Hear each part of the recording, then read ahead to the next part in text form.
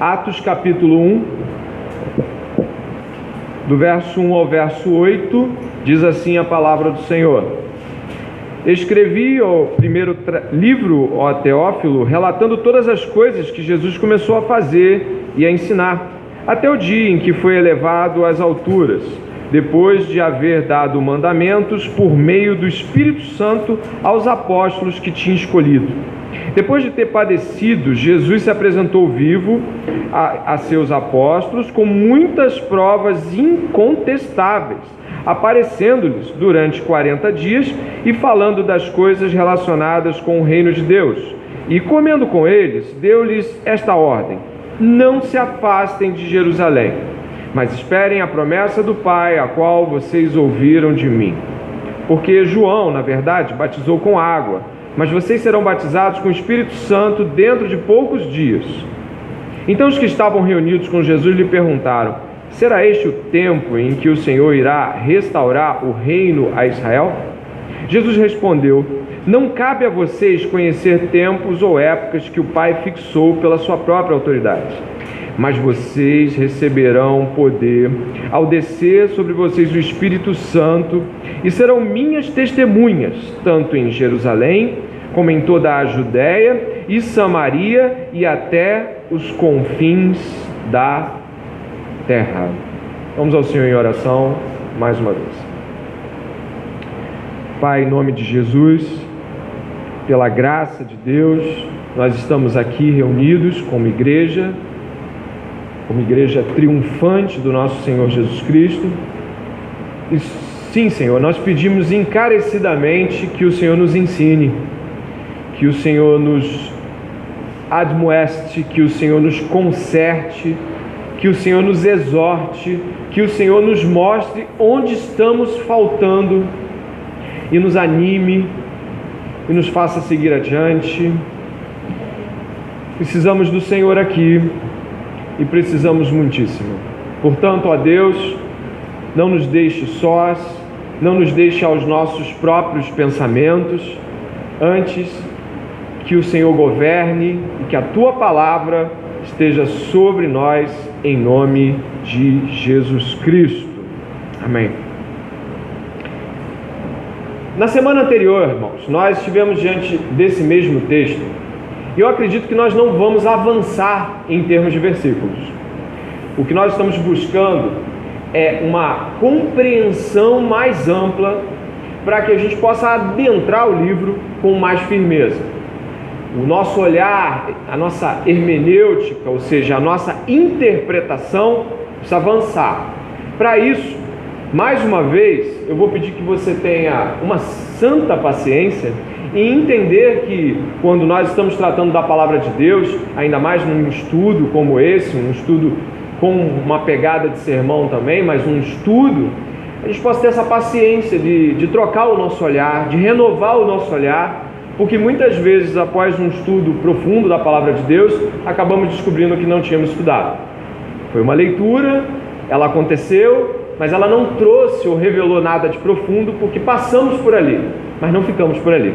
Então o objetivo, mais uma vez, é um olhar detalhado, é um panorama mais apurado, é uma hermenêutica, ou seja, uma interpretação mais clara.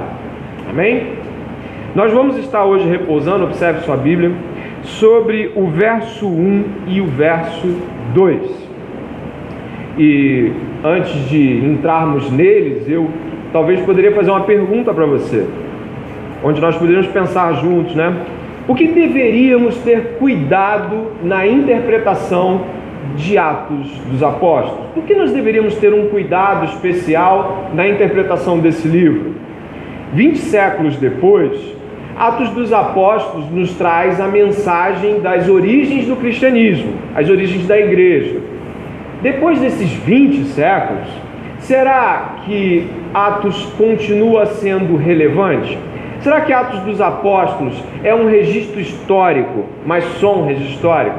Será que Atos dos Apóstolos precisa, pode e deve ser pego de maneira bem literal, e a gente pega cada versículo dele, aplica no contexto da igreja e vamos seguir? Eu creio que nós devemos ter um aspecto, como diz John Stott, e eu vou citar alguns comentaristas aqui hoje, para que você possa trabalhar com eles também. Vou citar John Stott, vou citar Mark Lloyd Jones, vou citar William Barclay, vou citar Howard Marshall, que são os principais comentaristas de Atos até onde eu entrei aqui, onde eu trabalhei. E eu queria que você pensasse que se nós escolhermos que o livro de Atos seja apenas um registro histórico, nós vamos ficar sem saber de que fato moveu a igreja, ou de que modo moveu a igreja primitiva a se tornar igreja. Nós pegamos o livro de Atos, cremos que é um registro histórico só para aquele tempo, e aí perdemos as motivações. Porque a gente vai olhar, ver a igreja surgindo e vamos tomar ela por, não, é um surgimento, mas tem a ver com eles. A igreja hoje é outra história. Mas também, se a gente pegar literalmente, pode ser que a gente venha a criar heresias, como por exemplo pensar que o Espírito Santo se move e atua nas pessoas somente a partir de uma fusão de línguas, de fogo e um monte de gente falando um monte de língua estranha. E aí a gente pode criar uma mentalidade baseada num contexto totalmente literal, sem examinar os três contextos ao qual vamos olhar hoje. A gente pode pensar, por exemplo, que quando tiver um problema dentro do nosso campo de liderança, né, alguém caiu em pecado, a gente vai ter que afastar, a gente vai ter que jogar a sorte. Atos 1:23 diz que Matias tomou o lugar de Judas na sorte. Eles oraram e tomaram sorte. Será que a gente vai fazer isso numa assembleia geral? Será que esse é o caminho exatamente que devemos tomar? Ou será que quando a gente pensar em termos de conversão, todos nós vamos estar esperando um caminho luminoso para se converter? Olha, eu vi uma luz, se converteu. Agora sim aconteceu a sua conversão, que parece com Atos 9. Será que nós vamos estar olhando e esperando que as manifestações do Espírito Santo e as realidades daquela igreja sejam o tempo todo exatamente o que deve acontecer, ou a gente vai olhar didaticamente e construir uma realidade correta, hermeneuticamente justa? Ou será que todo mundo vai chegar em casa hoje, vai pegar tudo que tem, semana que vem vai trazer, vai colocar os pés aqui da congregação, vamos dividir tudo, certo? É nessa que você cria seita, é nessa que você cria uma heresia, é nessa que você vai para um caminho onde a sua igreja ela é tão diferente que ela já não parece mais com a igreja de Atos. Aí você gera uma não igreja com base numa interpretação literal, ou igreja nenhuma com base em uma interpretação meramente histórica. Portanto, é sim importante interpretar o livro de Atos dos Apóstolos da maneira correta. As heresias surgem e as seitas surgem porque os aspectos de interpretação estão equivocados. E eu gostaria de começar pensando nessa segunda ou terceira palavra do verso 1. Diz assim: escrevi o primeiro livro, na Almeida Corrigida, o primeiro tratado, ó Teófilo. Isso indica a composição de um livro anterior. E aí eu lhe faria novamente uma pergunta, a qual a gente podia pensar: por que Lucas escreve um segundo livro? Nós constamos 4 evangelhos, e eles são de Mateus, Marcos, Lucas e João. Incrivelmente, Mateus, Marcos e João escreveu seu evangelho já bem avançado em idade, em tempo de cristianismo, esses 3 não têm relatos continuativos à história da igreja. Esses 3 não narram o começo da igreja cristã. Então, por que será que a gente tem em Lucas um segundo livro? Diz assim na sua Bíblia: escrevi o primeiro livro, ó Teófilo, relatando todas as coisas que Jesus começou a fazer e a ensinar até o dia em que foi elevado às alturas, depois de haver dado mandamentos por meio do Espírito Santo aos apóstolos que tinha escolhido. Martin Lloyd Jones fala que o cristianismo surge em um contexto onde já havia muitas religiões. Mas depois que o cristianismo se estabelece como uma religião, e embora ela não seja talvez a mais ampla, ele começa também a sofrer variações, deturpações, interpretações, como o gnosticismo, que eram seitas que surgiam com base na existência de outras fés. Lloyd Jones, então, vai dizer que algo muito importante que Lucas faz é ele estar preocupado de que a história de Jesus e seu ministério tenham desdobramentos autorizados em termos de interpretação. É como se ele estivesse falando com Teófilo, a qual a gente vai falar daqui a pouco, falando o seguinte: Teófilo, Jesus mandou orar assim, Jesus mandou pregar assim, Jesus mandou fazer assim, e Teófilo fosse e pregasse e orasse e desse a continuidade ao tratamento do ensino. Só que Lucas continua a escrever pela necessidade de que não somente a história de Jesus até a ressurreição estivesse muito clara, como o que Jesus espera dos seus seguidores através do ministério do Espírito Santo. Lucas define claramente de que o ministério de Jesus é continuativo e ele continua através do Espírito Santo. É comum hoje pessoas não estarem perceptivas de que, por exemplo, se eu me converti a Jesus, eu me converti à igreja. Se eu me converti ao cristianismo, eu estou salvo por Jesus e eu pertenço continuamente à igreja de Jesus. Muito comum o aspecto dos desigrejados hoje. Vão brigar com você dizendo que eles podem estar naquela condição. E ainda mais, às vezes pessoas estão procurando igreja, isso é comum acontecer, você sai de uma condição de igreja e vai para outra. E algumas pessoas parece que não têm uma preocupação muito grande de fato fincarem seus pés numa igreja cristã, de estarem orando diligentemente por isso. Existe um motivo para isso. Elas não conseguem ver que o ministério de Jesus Cristo e a igreja que Jesus Cristo funda estão em pé de igualdade.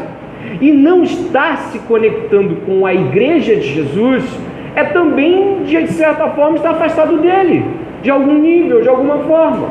Portanto, quando eu desconecto Jesus da igreja que ele plantou, eu começo a ter rupturas que nos levam, por exemplo, a movimentos de desigrejados.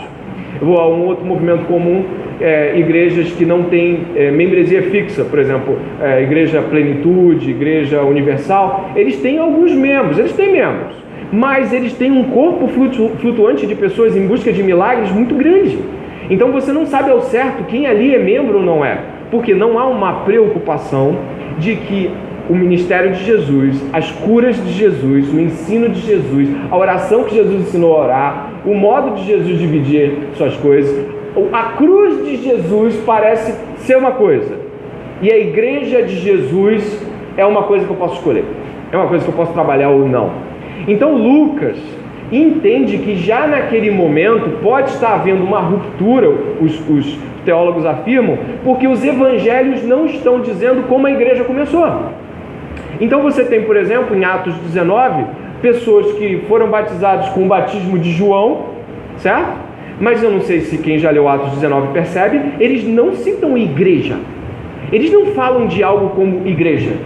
Eram seguidores de João que foram batizados no batismo de João, e quando Paulo fala, vocês conhecem o batismo com o Espírito Santo? E a gente entende que o batismo com o Espírito Santo é uma realidade neotestamentária de Atos capítulo 2, eles não entendem aquilo, porque não há uma continuidade na mente deles em relação ao que aconteceu depois. Por isso, não entender Atos de forma clara é eu não entender a continuidade do ministério de Jesus através da igreja que ele fundou. Nós precisamos ter uma visão mais apurada de Atos, que é a dobradiça que nos leva a entender as epístolas. Eu queria que você pensasse numa Bíblia sem Atos. Tá bom? Tá pensando? Pensa numa Bíblia assim, você vai de João direto para Romanos. Pensa que Atos não está lá. Como é que você fica? Por que Corinto? Por que Éfeso?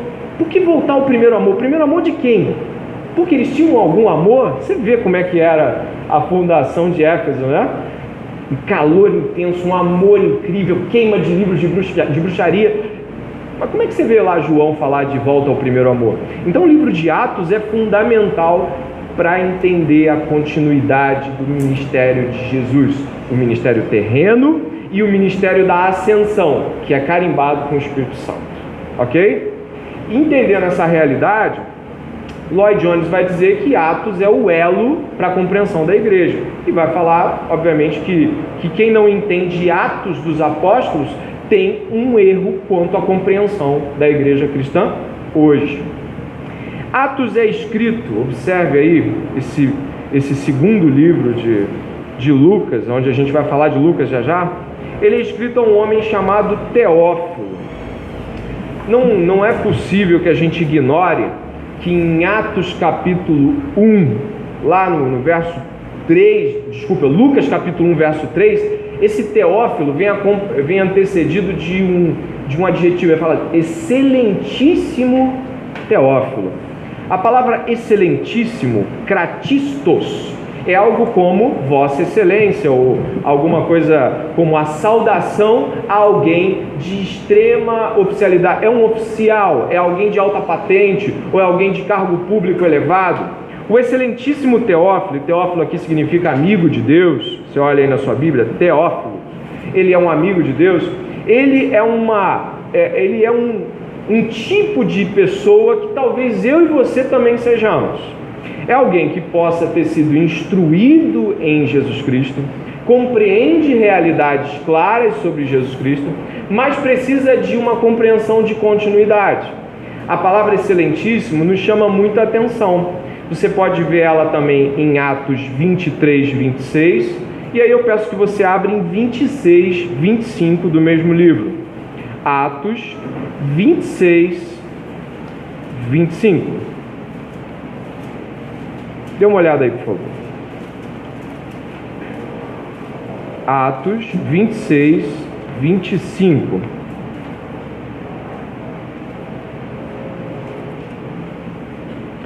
Paulo vai estar falando com Festo, que é uma autoridade, e vai dizer assim: Paulo, porém, respondeu: não estou louco, ó excelentíssimo Festo. Pelo contrário, digo as palavras de verdade e de bom senso. Se você andar um pouquinho para trás, a gente pode ir também aproveitar. Você vai achar em Atos 24, 3.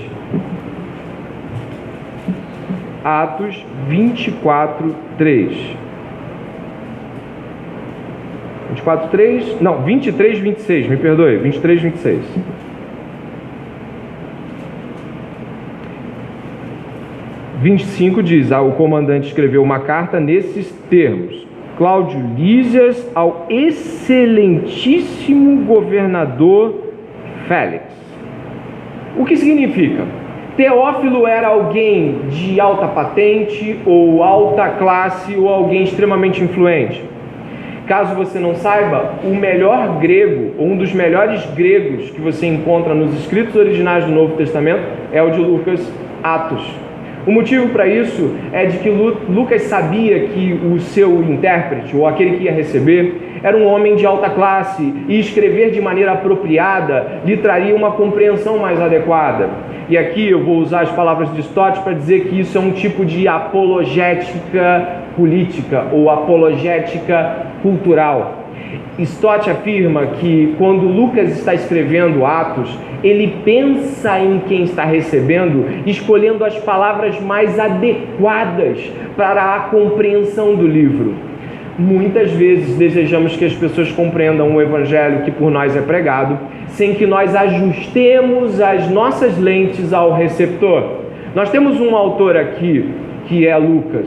Nós temos uma mensagem aqui, o Evangelho, mas nós temos um intérprete, que é Teófilo. Quando estamos pregando, falando, ou no aniversário de alguém, ou mesmo numa conversa com uma pessoa, evangelizando, eu preciso ajustar a minha fala ao meu auditório. Eu preciso ter esse cuidado. E Lucas tem esse cuidado. No livro O Pastor como Teólogo Público, do Kevin Van Hooser, o Van Hooser ele vai dizer exatamente isso. Ele vai dizer assim: para ministrar ao mundo, precisamos não somente ler a Bíblia, mas também o mundo a qual a palavra de Deus é dirigida, onde ela deve ser estabelecida e aplicada. Cultura é o mundo de significados em que habita um povo. Lucas entende o significado daquelas palavras para Teófilo. Não é só um tratamento, não é uma bajulação, é um modo de se conectar com aquela realidade. E onde eu chego com isso? Você é uma pessoa pública. Se você tem uma mídia, você é alguém público. Se você tem amigos, você é alguém público. Se você tem família, você é alguém público. E muitas vezes nós falamos o evangelho como gostaríamos de ouvir.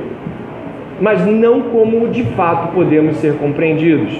Agostinho e Tertuliano foram pais da igreja e eles foram teólogos públicos. Por exemplo, Agostinho e Tertuliano, em determinado momento, tiveram que assistir espetáculos romanos. Eu não sei se você sabe disso. E eles assistiram para ver se de fato suas congregações poderiam assistir aqueles espetáculos teatrais e espetáculos romanos. E sabe o que eles chegaram à conclusão? De que aquilo era um disfarce para o paganismo, ou era paganismo declarado mesmo. Então eles pregaram sermões, Agostinho e Tertuliano, pedindo, conclamando de que suas congregações fossem encorajadas a não assistir determinados espetáculos. Isso é muito importante. Nós precisamos ser teólogos públicos, nós precisamos ser pessoas preocupadas com o modo como os outros recebem, entendem, ou mesmo nós, enquanto igreja, compreendemos as mensagens que pregamos. Às vezes o seu evangelismo ou a sua postagem no Facebook, sabe que ela talvez não tenha sido recebida, não é porque a pessoa não leu, não. É porque você entendeu, a pessoa não. E isso é para nós importante também. Não é só tratamento. Cristo sempre esteve conectado ao seu tempo. Ele falava aos judeus, ele falava aos gregos e ele falava às pessoas de um modo que elas pudessem compreender. Isso não é relativizar o evangelho. Uma das preocupações que Lucas tem é de fato ser compreendido. Você vai achar em Lucas expressões que em outros comentaristas, que em outros evangelistas você não vai encontrar também. Um pouquinho mais à frente, dando um passo a mais, eu encontro Teófilo. Teófilo, ele é muito importante para a gente entender a realidade de Lucas, porque Teófilo aqui é alguém que se encontra numa posição e numa necessidade de uma apreensão maior, melhor ou mais expansiva do cristianismo. Teófilo entende até certo ponto, mas Teófilo não é muito diferente de nós. Por quê? Todas as vezes que nós estamos recebendo o Evangelho, muitas vezes, é verdade, nós temos uma dificuldade de perceber que talvez nós ainda não saibamos o Evangelho. Nós temos uma espécie de compreensão presumida. Não sei quantos de vocês já tiveram a oportunidade de ser abordados por alguém lhe fazendo evangelismo. Você já teve essa oportunidade? Você é cristão, alguém chegou, eu posso falar de Jesus para você? Em geral, muitos cristãos fazem assim, eu já sou cristão, não precisa. Eu sou de igreja. Um dia desse eu estava levando minha filha na natação, e aí uma mulher passou para me pregar o evangelho. Eu estava com muita pressa. Eu falei, caramba, eu preciso chegar em casa. E a mulher continuou falando, você precisa ouvir a mensagem do evangelho? E aí eu estava com a Olivia, você precisa ouvir a mensagem do evangelho? Eu falei, senhora, eu não posso agora, nesse momento eu preciso. Não, mas você vai gostar da mensagem do evangelho? E a mulher insistiu, e eu falei, senhora, eu sou pastor. Aí ela, desculpa. Aí veio um homem de dentro de uma casa, era um culto no lar. Não, olha só, é um pastor. E depois que eu cheguei em casa, eu compreendi uma falha grave na minha percepção. Eu presumi de que um pastor, é isso aí, não precisa ouvir mais uma vez a mensagem do Evangelho. Então, podemos aprender com Lucas que ele não acredita que o fato de Teófilo já ter sido instruído em determinadas coisas seja por isso mesmo um fim. E tá beleza, o Teófilo já está instruído, a gente continua. Agora para as doutrinas mais difíceis, eu sei que vocês já ouviram palavras assim com John Piper, Paul Washer, até o Jonas Madureira fala sobre o Evangelho não ser uma doutrina de primeiro contato, depois nunca mais, mas facilmente podemos nos pegar cometendo equívocos assim. Espero que não mais. Espero que a gente pare para ouvir, né? Mas e não foi. E gente, a senhora não era uma senhora do tipo abre placa daquelas no sinal do carro, Jesus te ama. Não, ela estava cheia de boa vontade e eu acho que ela de fato tinha uma mensagem para entregar. E eu pergunto, quem é Lucas? Quem é o autor dessa mensagem? Lucas foi um médico, e aí eu vou pedir para você dar uma olhada comigo em alguns versículos onde você encontra Lucas. Você encontra na Epístola a Filemon, dê uma olhada por favor. A Epístola a Filemon, exatamente lá no verso 24, vai citar na primeira prisão de Paulo a presença de Lucas. Você encontra ele no verso 24, junto com Marcos, Aristarco e Demas. A primeira prisão de Paulo, você encontra Lucas. Se você puder ir a Colossenses, você também vai encontrar Lucas. Dê uma olhada.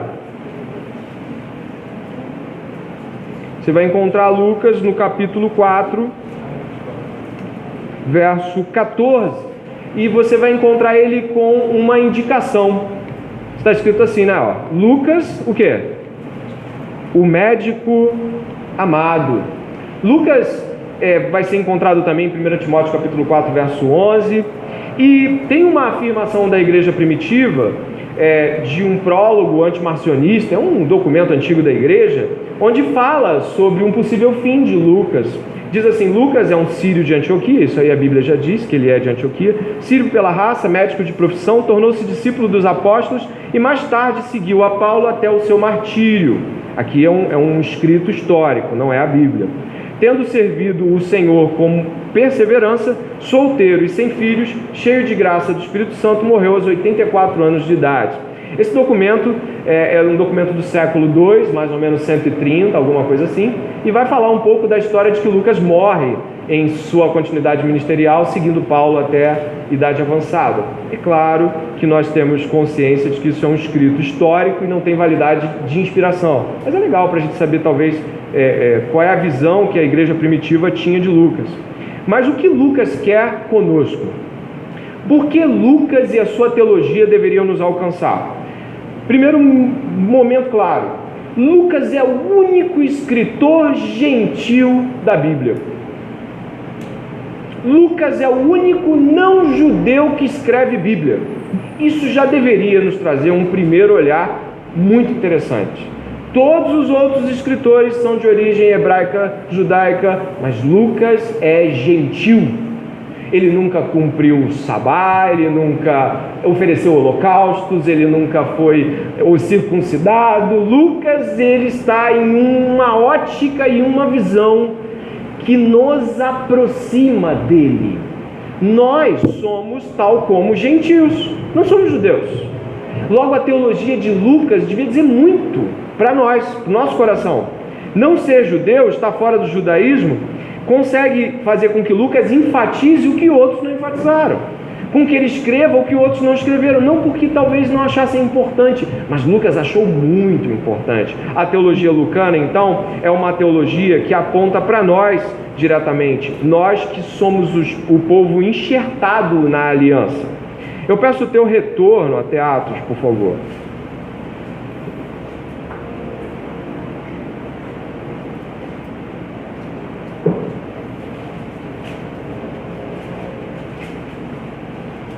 Vamos lá. Ele participa ativamente do ministério de Paulo. Isso deveria nos chamar a atenção pelo fato de que Paulo também foi o apóstolo aos gentios. Paulo se intitula como um apóstolo a nós. Ele fala principalmente do seu ministério como um ministério a nós que estamos fora da aliança. Talvez por isso as epístolas paulinas queimem tanto no nosso coração, porque ele muitas vezes consegue nos alcançar com a nossa ótica. Paulo tem em Lucas um forte aliado cultural. Eu não sei se você percebe, mas Lucas escreve com um acuro de um historiador. Lucas, por exemplo, é o único evangelista que não escreve Mar da Galileia, mas Lago da Galileia. Qual a diferença? A diferença é muito grande. Qualquer um que chama a Galileia de mar, nunca viu o Mar Grande ou nunca foi para o Mediterrâneo, mas Lucas chama de lago. Isso indica a amplitude cultural de Lucas, que já esteve no mar, já viu um lado de fora. Lucas, como médico, também traz uma percepção muito profunda da realidade cultural, porque um médico precisava entender muitas línguas para que ele pudesse estar inteirado com medicamentos ou práticas médicas, que era comum essa troca. Lucas, ele faz uma pesquisa muito acurada, e a pesquisa de Lucas nos faz perceber, como semana passada a gente viu, de que o evangelho também é feito de pessoas que academicamente pesquisam e não ficam frios na fé. Eles, pelo contrário, pesquisam e se tornam tão profundos e tão aquecidos pelo Espírito Santo quanto qualquer pessoa que Deus usa. Lucas, e aí eu peço que você use como recurso o livro de Lucas, o Evangelho, ele vai falar sobre o seu tema principal. Se o tema principal de Atos é missões, o tema principal de Lucas, em ambos os livros, é salvação. Lucas é o teólogo da salvação. Espera aí, vamos juntar as coisas. Se você tem um cara de origem gentílica e ele escolhe salvação como um tema principal dos seus escritos, é porque nós, como gentios, deveríamos ficar atentos ao fato de que salvação para gentio, gente fora da aliança, gente fora daquele objetivo inicial de Deus de fazer com que Israel fosse a luz, nós deveríamos estar muito gratos. E a gente vai perceber que a visão de salvação de Lucas é extremamente profunda. Em Lucas 2,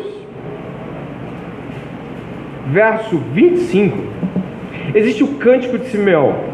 Lucas 2, verso 25. Dê uma olhada. Diz assim no verso 25: Em Jerusalém havia um homem chamado Simeão. Este homem era justo e piedoso e esperava a consolação de Israel, e o Espírito Santo estava sobre ele. Ele tinha recebido uma revelação do Espírito Santo de que não morreria antes de ver o Cristo do Senhor. Movido pelo Espírito, ele foi ao templo. Quando os pais trouxeram o menino Jesus para fazerem com ele o que a lei ordenava, Simeão o tomou nos braços e louvou a Deus, dizendo, preste atenção: Agora, Senhor, podes despedir em paz o teu servo, segundo a tua palavra, porque os meus olhos já viram a tua salvação, a qual preparaste diante de todos os povos, luz para a revelação aos gentios e para a glória do teu povo de Israel. Esse cântico de Simeão, ele está recheado de afirmações profundas sobre salvação e sobre a própria condição de Lucas. Ele vai dizer aí, você percebeu, que essa salvação, no verso 31, ela é preparada. Uma salvação que não veio segundo... Deus teve uma ideia, vou salvar os gentios também. Não, algo estava sendo construído. Você vai ver também que essa salvação é dada, é dádiva. Repare aí, o verso 30, ele chama de a tua salvação. Ele não diz a nossa salvação como quem se aposta de algo que tem direito, mas a tua salvação. Na visão de Lucas é muito claro na descrição do Cântico de Simeão de que a salvação é uma dádiva. Ela é preparada, ela é uma dádiva. E repare o verso 32, repleto de afirmações profundas. Ela é luz para os gentios, porque os gentios estavam onde? Em trevas. E é glória para o teu povo. Glória para onde? O povo de Deus preparado para a aliança. A precisão que Lucas usa os termos é lindíssima. Ele fala que os gentios estavam cegos quanto às realidades de Deus e de que Israel estava esperando a glorificação, ou seja, o ponto onde Deus restauraria a glória de Israel, e foi exatamente dando-lhes um Messias. Esse ponto essa perspectiva de salvação para todos e do Espírito, repare quantas vezes você lê o Espírito Santo, do 25 até o 27, se você contar são 3, 4 vezes aí, Espírito Santo, Espírito Santo, Espírito Santo, salvação para gentil. Lucas está cheio de alegria de ser salvo. Onde pode isso nos aplicar de forma pessoal? O quanto de nossas narrativas, e a gente vai ver como Lucas o fazia, mas quanto do que falamos está repleto de uma visão muito profunda sobre eu era ímpio, eu era escuridão, agora eu estou na luz. O quanto de nossa alegria tem a ver com o que éramos fora e agora estamos dentro. O quanto gastamos meditando sobre o fato de que estávamos errantes no mundo, mas Ele nos libertou do império das trevas. Quanto nós gastamos agradecendo a Deus por sermos salvos? Muito pouco. Por isso que Lucas, quando ele escreve, você vai avançar em Atos, vai perceber, existe uma exuberância ao tratar de salvação. Salvação não é alguma coisa do tipo, vamos ver como somos salvos. Eu sou arminiano, sou calvinista. Então você... Não. Se Lucas estivesse conosco discutindo sobre arminianismo e calvinismo, certamente ele diria assim, mas vamos começar. Salvos, né? Sabe, eu acho que a coisa ia discutir-se de outro âmbito. E apesar das diferenças soteriológicas, muitas e muitas vezes nossas discussões sobre salvação não exaltam a Cristo em sua salvação.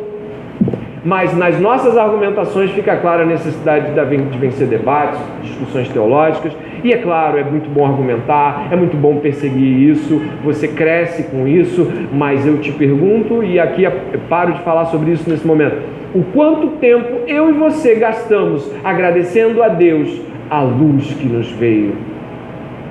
Talvez porque passamos pouco tempo meditando nas trevas que havia. Talvez porque passamos pouco tempo olhando para trás e vendo, olha o que eu era, olha como eu vivia, olha em que eu me orgulhava, olha por que eu batia no peito. Lucas está muito feliz com a salvação. E o cântico de Simeão é uma prova de que ele não deixou passar esse relato. Eu imagino ele procurando Maria, né? Porque como historiador ele deve ter procurado Maria. Maria, me fala um pouco como é que foi isso tudo. E Maria passando por ele dizendo sobre o cântico de Simeão, como o cântico de Simeão foi marcante para ela, e ele anotando aquilo com alegria. Mateus também tem um relato de natividade de Jesus, né? Mas Mateus não relata o cântico de Simeão, mas Lucas não podia passar a alegria de ser salvo. Você tem essa alegria essa noite? Você consegue exaltar a Deus por isso? Tem mais um ponto importante na salvação lucana. A salvação lucana é uma salvação histórica. Como assim uma salvação histórica? Eu peço que você, em Atos, possa observar, no capítulo 2, que Lucas tem uma visão acerca da salvação que é uma visão enorme, absurda, grandiosa. Dê uma olhada em Lucas, capítulo 2. No discurso de Pedro, do verso 22 ao 23, existe algo ali muito interessante. Olha só, 22. Pedro discursa e vai dizer assim: Israelitas, escutem o que eu vou dizer. Jesus, o Nazareno, homem aprovado por Deus diante de vocês com milagres, prodígios e sinais, os quais o próprio Deus realizou entre vocês por meio dele, como vocês mesmos sabem. Olha o 23 agora. A este, conforme o plano determinado e a presciência de Deus, vocês mataram, crucificando por meio de homens maus. Fantástico. Lucas não tem duas histórias do mundo para contar. Ele só tem uma história. Ou seja, Lucas não consegue ver uma história onde existem coisas que acontecem e coisas religiosas que acontecem. Não! Jesus está inserido para Lucas em uma história só. Para Lucas não tem a história dos livros de história e a história de Jesus. Lucas está inserindo claramente a ideia de que Jesus está na história, na única história que pode ser contada. Os livros de história, eu como historiador posso te fazer claramente perceber que eles não falam sobre Cristo. Eles contam uma história como se Deus não existisse, como se Deus não estivesse lá. Mas Lucas faz questão, e a gente vai olhar aqui, por exemplo, Atos 4, 27 e 28. Lucas, ele fala de um Jesus e de uma salvação. Atos 4, 27 e 28. Dê uma olhada, por favor. Ele vai falar de uma salvação histórica, onde Jesus não está desconectado do mundo. 27. Porque de fato, nesta cidade, Herodes e Pôncio Pilatos, com gentios e gente de Israel, se juntaram contra o teu santo servo Jesus, a quem ungiste, verso 28, para fazerem tudo o que a tua mão e o teu propósito predeterminaram. Quem estava ali? Herodes. Quem? Pilatos. Para fazer o quê? O que Deus mandou fazer. Isso fica muito claro para os nossos olhos. Existe só uma história. Não tem a história de Pilatos e a história de Deus e a história de Jesus. Pilatos está na história de Deus. Herodes está na história de Deus. Gengis Khan, Hitler, Bill Gates, todos estão em uma só história. Não podemos desconectar o fato de que a verdade do cristianismo é a única. Portanto, qualquer fala de Lucas vai estar repleta de afirmações históricas. Porque para ele não tem esse papo de, tem Pilatos, mas deixa eu te contar Jesus. Não, está tudo junto. Isso deveria ser assim para todas as coisas. Um cristão deveria assumir um cargo importante da ONU e estar lá falando da redenção e do plano escatológico de Deus dentro do discurso da ONU. Nós temos medo de falar dessas coisas porque nós, na verdade, apesar de salvos pela graça de Deus, muitas das vezes reputamos a salvação de Jesus como um processo mitológico, onde Zeus, Jesus, Poseidon, Aquaman, é tudo história, mas eu creio em Jesus. Não, coloque como Lucas, Jesus no lugar onde Jesus deve estar. A história do mundo é sobre Cristo, seus inimigos. Deus é sobre uma só história. Não adianta tentar viver duas histórias. O Cântico de Simeão também fala dessa salvação preparada. Então nós estamos diante de uma história só.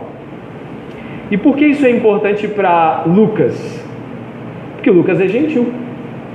Logo, Lucas também, como nós, quer dizer, nós estamos também na história dele.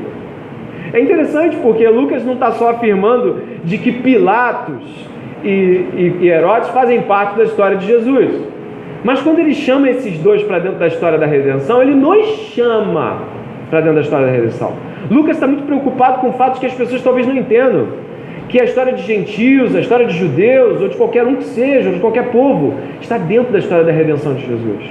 Não está nada fora de Jesus.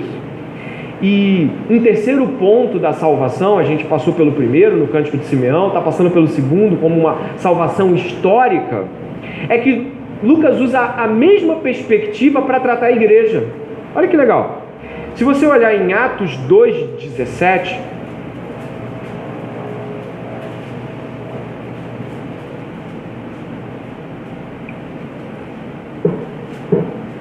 Atos 2,17, você vai ver que o registro de Pedro falando aqui vai dizer assim, e acontecerá nos últimos dias, diz Deus, que derramarei o meu espírito sobre toda a humanidade, sobre toda a carne.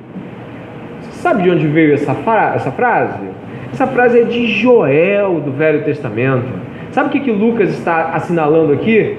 De que os eventos históricos da igreja são profetizados pelo Velho Testamento. Vai dizer Howard Marshall da seguinte forma, que as profecias feitas no Antigo Testamento governam a história da igreja. Ou seja, o Velho Testamento aponta para a igreja. Lucas, como a gente estudou semana passada, está unindo os mundos. Eu sou de Pedro, eu sou de Paulo, não, vamos ser de um só. Eu sou judeu, eu sou gentil, não, vamos para um caminho só. Então, quando ele une o Velho Testamento, apontando ele para o Novo, nos seus relatos, ele nos traz a certeza, ou para alguns pelo menos, a certeza de que não temos lido o Velho Testamento, querendo entender melhor a igreja. Nós estamos fazendo igreja e começamos do Novo Testamento, mas Lucas começa do Velho. E aí você vai ver, por exemplo, 13:47 de Atos, você vai observar que Lucas cita Isaías 42:6, né? Atos 13:47. Vai dizer assim a palavra do Senhor em Atos 13:47, porque o Senhor assim nos determinou, eu coloquei você como luz dos gentios, a fim de que você seja salvação até os confins da terra. Olha o 48, que lindo, olha só. Os gentios ouvindo isso, você é gentil. Você e eu somos gentios. Essa deveria ser a nossa atitude. Os gentios ouvindo isso se alegravam e glorificavam a palavra do Senhor, entende a alegria de descobrir que você também é parte do plano de Deus? Maravilhoso! Isso aqui é Isaías 42. Um pouquinho só à frente, Atos 15, 16. Você vai encontrar em Atos 15, 16, que Lucas cita... Aí, ó, Atos 15, Lucas cita Amós, capítulo 9. Ele vai dizer assim, ó: com isso concordaram, verso 15, as palavras dos profetas, como está escrito: depois disso voltarei e retificarei o tabernáculo caído de Davi, retificarei as suas ruínas e o restaurarei, para que o restante da humanidade, olha, mais uma vez citando aí uma afirmação gentílica, né? O restante da humanidade, o quê? Busque ao Senhor, juntamente com todos os gentios sobre os quais tem sido invocado o meu nome, diz o Senhor, que faz estas coisas conhecidas desde os tempos antigos. Lucas conecta a história da igreja à história de Israel. Lucas traz a nós a certeza de que quando estamos estudando o Velho Testamento, também estamos edificando a igreja. Essa compreensão muitas vezes é pequena. Reputamos ao Velho Testamento uma atitude secundária de estudo. Não, eu vou começar pelas cartas, eu vou começar pelos evangelhos. Quando eu tiver tempo, eu chego em Amós. E muita gente nem leu Amós. Mas Lucas leu. E ele era gentil igual a gente. E ele valorizava o fato de que o Velho Testamento dava testemunho profético da igreja, de que a igreja seria fundamentada. Você vai depois em casa ler Atos 28, 25, a recusa dos judeus para a inserção dos gentios, é uma ação em Isaías 6, 9 e 10. Lucas vê claramente o Velho Testamento como uma continuidade ao ministério de Jesus. Você consegue abençoar a sua igreja quando lê o Velho Testamento e o aplica em contextos corretamente adaptados? Muitas vezes não. É o povo de Israel, é coisa do povo de... Mas Lucas fez outra coisa. Nós deveríamos buscar o Velho Testamento muito mais do que um livro de segunda categoria, porque não é a palavra de Deus e vai se aplicar na igreja também. Tem algo que eu gostaria de que voltássemos em Atos 1, estamos indo para os minutos finais, que vai apontar talvez aí para o ponto culminante desse entendimento de hoje. Atos capítulo 1 vai dizer que escrevi o primeiro livro, né, ó Teófilo, relatando todas as coisas que Jesus começou a fazer e a ensinar até o dia em que foi elevado às alturas. Mark Lloyd Jones afirma algo fantástico sobre isso aqui. Ele vai dizer o seguinte: olha, Lucas não acredita que o evangelho seja sobre ensino. Lucas não acredita que o evangelho seja um tipo de filosofia moral. Lucas acredita que o evangelho é sobre uma pessoa. Lucas coloca Jesus como alguém a se conhecer e não apenas alguém a se imitar, fazer ou coisas desse tipo. Repare como você está lendo para que você entenda. Relatando todas as coisas que Jesus começou a fazer e Jesus começou a ensinar. Lucas nos provoca aqui a reação clara que deveríamos ter diante desse versículo. Sabe qual é? De que não é sobre o ensino. Você não vem para a igreja para aprender um novo ensino. Você vem para a igreja para se relacionar com Jesus. Quando você compra um livro de teologia, quando você abre a Bíblia, é um relacionamento com Jesus que você precisa obter. Quando você ora, é um relacionamento com Jesus. Lucas aplica aqui a ideia clara de que o Evangelho é uma pessoa, como havíamos dito também em Romanos capítulo 1.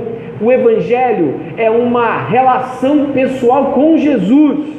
E nele coisas são ensinadas e coisas são feitas. Você lê a Bíblia horas, mas às vezes ora 3 minutos, 10 minutos, um esforço. Quantas vezes eu já ouvi pessoas me dizerem assim, ó, eu não tenho dificuldade de ler, mas orar é difícil. Talvez esteja entranhado aquela certeza clara de o quanto mais eu sei sobre Jesus, mais próximo estou dele, Só que Ele é uma pessoa e devemos falar com Ele, devemos ter relacionamento pessoal com Jesus. É sobre a pessoa de Jesus, e Ele deixa claro isso porque Ele anuncia a ressurreição de Jesus. Você ora pouco? Você gasta pouco tempo em oração? Você se dedica pouco em estabelecer uma relação pessoal com Jesus? Talvez sim. E talvez um dos motivos pelo qual há um naufrágio no cristianismo hoje é a compreensão de que Jesus é algo que eu sinto nas músicas, ou na teologia reformada, algo que eu aprendo, talvez com muito estudo, mas eu gostaria de fazer uma mediação clara e um pedido solene.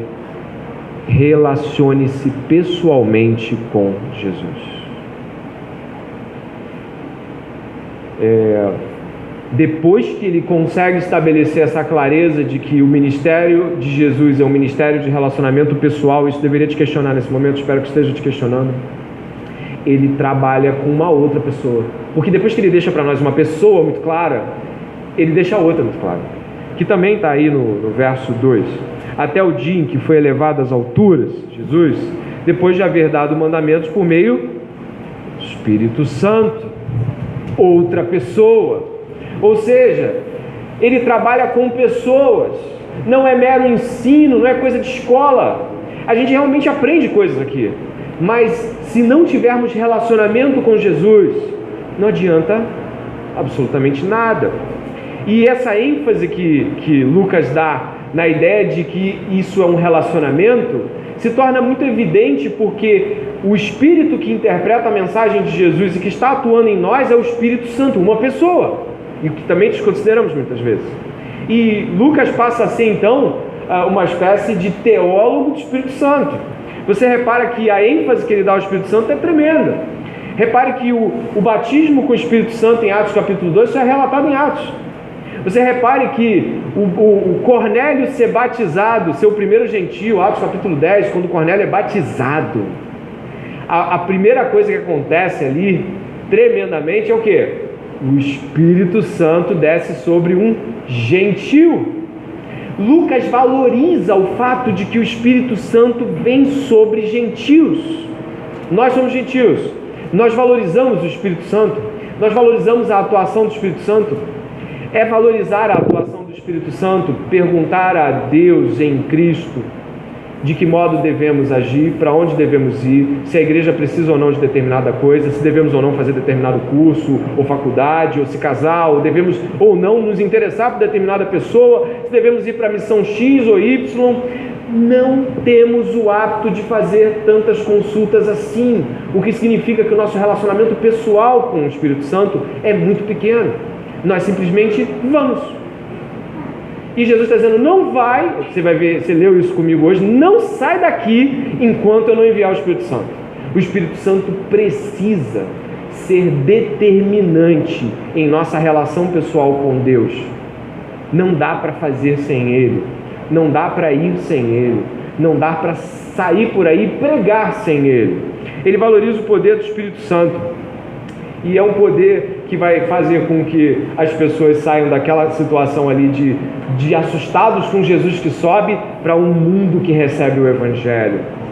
Para concluir, nós aprendemos hoje que a percepção sobre todas as coisas do livro de Atos é uma percepção que não somente fundamenta a igreja, mas nos afasta de heresias e de isolamentos perniciosos da igreja.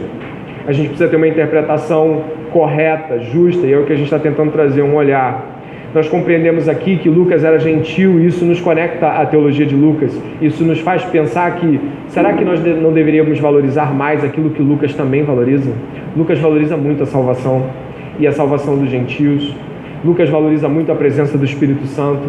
Lucas valoriza uma relação pessoal com Jesus. Lucas valoriza coisas que gentios como nós deveríamos valorizar. Antes de orar, eu peço que essa semana você possa refletir até a próxima quinta-feira, ou hoje mesmo, se o teu relacionamento pessoal com Jesus Cristo realmente existe. E se ele existe, a que nível está? Se as suas orações são reputadas alguns minutos antes das refeições, Se elas são reputadas a alguns horáriozinhos na igreja, ou antes de dormir, eu oro, antes de deitar, eu oro um pouquinho quando eu acordo, às vezes eu oro, ou se de fato todo o seu mover se move com o Espírito Santo de Deus. Vamos orar e pedir que o Senhor fale aos nossos corações. Pai, em nome de Jesus, pedimos, por favor, que o Espírito Santo fale aos nossos corações nessa quinta-feira.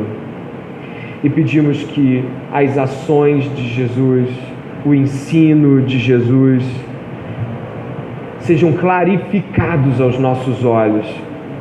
Senhor, muitas vezes falar somos salvos não nos custa nada, não nos mexe, não nos move. E talvez já tenhamos nos acostumado com o fato de sermos salvos e já não glorifiquemos e nos alegremos como aqueles homens. Senhor, Lucas louvava o Deus da salvação. Lucas alimentava um grande desejo de, a cada escrita no livro de Atos, a cada momento e palavra no livro de Lucas, a salvação tivesse sido evidenciada como dádiva preparada.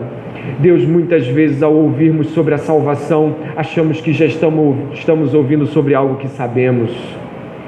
Talvez percamos muitas vezes o senso de quem fomos salvos, do que fomos salvos, para que fomos salvos. Em nome de Jesus, Pai, derrama Teu Espírito Santo nessa igreja e faz com que cada um de nós seja aquecido pela presença de Deus. Nossos desejos e apetites e vontades tão cheios de mundanismo, tão cheios de pressa, tão cheios de vontade mundana de que as coisas aconteçam, são muitas vezes, Senhor, uma expressão inequívoca de que não estamos falando com Deus. Nós pedimos oração a outros, mas não fazemos orações.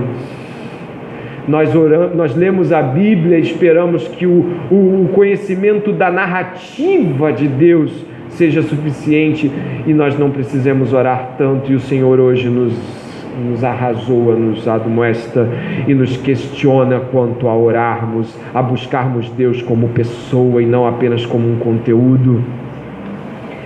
Perdoa-nos, Senhor, porque são muitas as vezes que esse distrato, que esse pecado, que essa negligência acontece, de que nós muitas vezes nos alimentamos das palavras de Jesus, mas não do seu Espírito, mas não da sua presença.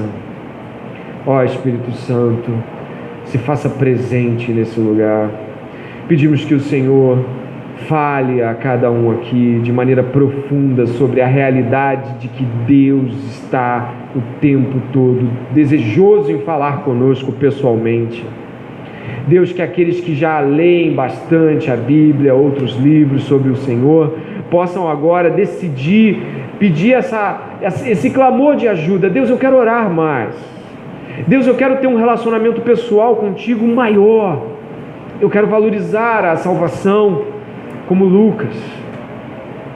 Senhor, nenhum de nós merecia ser salvo, mas pela graça fomos salvos e não merecemos ser dom de Deus. Que cada um aqui hoje, Deus, diante do banquete das Escrituras, possa se sentir mais aquecido em caminhar, mais esperançoso em acertar os passos, em sair de estágios de mornidão e de tentativas de controlar a própria vida, e estejam submetidos ao Espírito Santo. Governa-nos, Senhor, governa-nos e tira de nós esse desejo intenso de fazer as coisas por nossas próprias forças. Que a igreja hoje reconheça o Espírito Santo, que a igreja hoje reconheça a sua relação pessoal com Jesus Cristo, que a igreja hoje peça perdão a Deus em nome de Jesus por tanto tempo de secura, por tanto tempo de afastamento, por tanto tempo de orações frouxas, de joelhos que não encontram chãos. Em nome de Jesus, alimenta-nos com a tua presença santa.